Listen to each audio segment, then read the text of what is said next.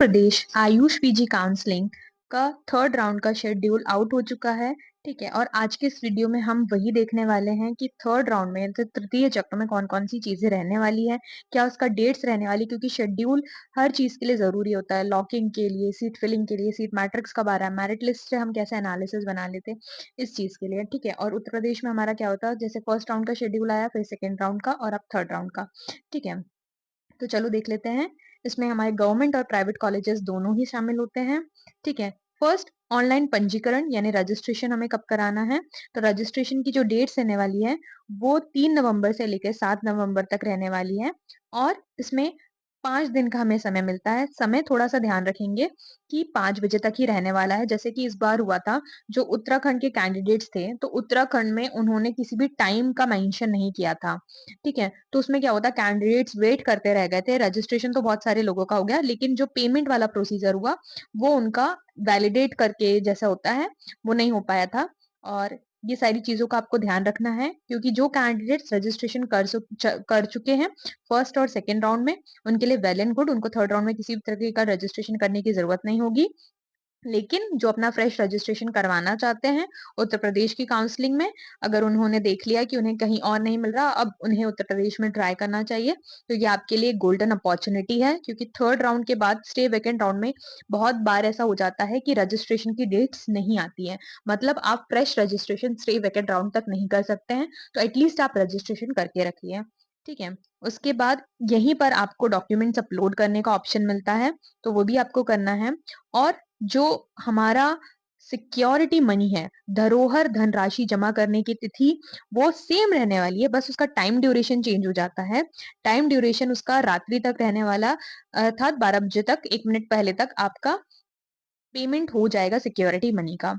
और ऑनलाइन अभिलेखन का सत्यापन, इसमें आपका कुछ नहीं करना है, वो लोग आपके डॉक्यूमेंट्स का वेरिफिकेशन करेंगे 7 से लेके 8 तारीख तक के लिए।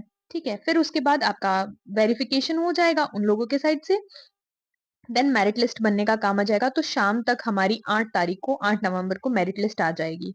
ठीक है, मेरिट लिस्ट में आप वैसे ही कर सकते हैं जैसे कि सेकेंड राउंड का एनालिसिस देखा था कि कैसे चेंजेस आ सकते हैं, कहाँ तक कौन सी रैंक जा सकती है, कौन सा कॉलेज आपको मिलने की अपॉर्चुनिटीज रहती है।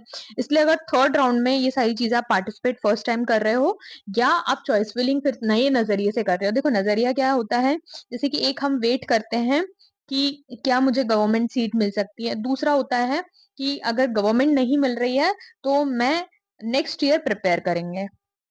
ठीक है, अभी तक बहुत सारे कैंडिडेट्स वेट कर रहे हैं कि अगर उन्हें किसी भी तरीके की सीट मिल जाती है, अगर उनकी चॉइस की सीट मिलती है, देन दे विल वेट, और अन्यथा they will prepare for next year. ठीक है, और दूसरे कैंडिडेट्स वो होते हैं जो वेट करते हैं कि उन्हें सीट मिल जाए, अन्यथा they will change their medium, कि उन्हें इसी साल अपना साल बर्बाद नहीं करना है, उन्हें इसी साल सीट उठानी है। देन वो प्राइवेट सीट्स भी थर्ड राउंड में फिलअप करते हैं। ठीक है, तो आप अगर थर्ड राउंड में फिलअप करने की कोशिश कर रहे हो, सोच रहे हो, तो उसी एनालिसिस पे जाना है। पहले तो लिस्ट बनानी है, जैसे कि मैंने आपको डबल ए ट्रिपल सी का भी बताया था।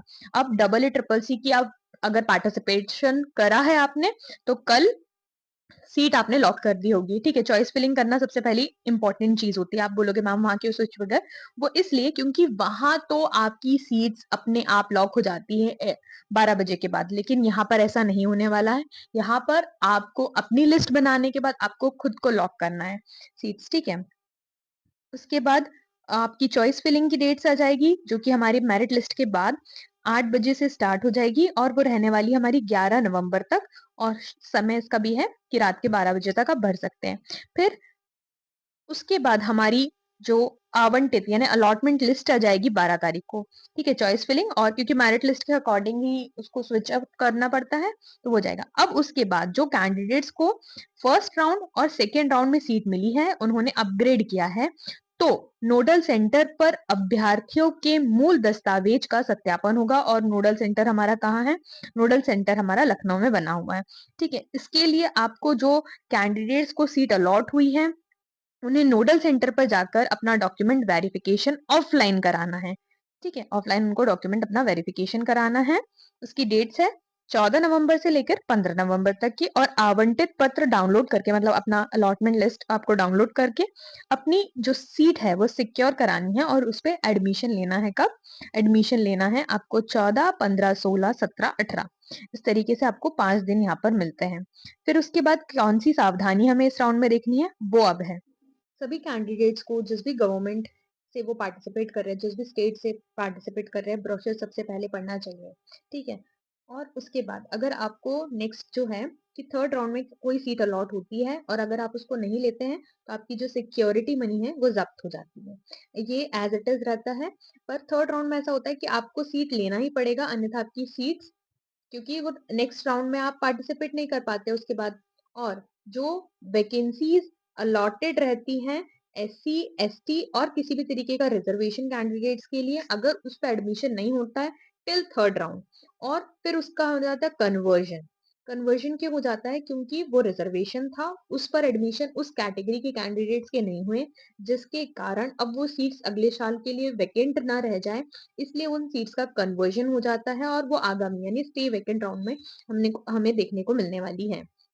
ठीक है। और नोडल सेंटर हमें कहाँ पर है? नोडल सेंटर जाने के बाद अगर कोई भी डॉक्यूमेंट्स जो हमने अपलोड करे हैं उसमें किसी भी प्रकार की अनियमितताएं हमें देखने को मिलती है, किसी की डेट्स नहीं मिलती, इंटर्नशिप डेट्स एंड ऑल में बहुत अभी झोल चल रहा है कि किसी की इंटर्नशिप डेट्स आगे की थी, जितने पीछे की थी, जैसे होम्योपैथी कैंडिडेट्स को 1 महीने का रिलैक्सेशन भी मिला था।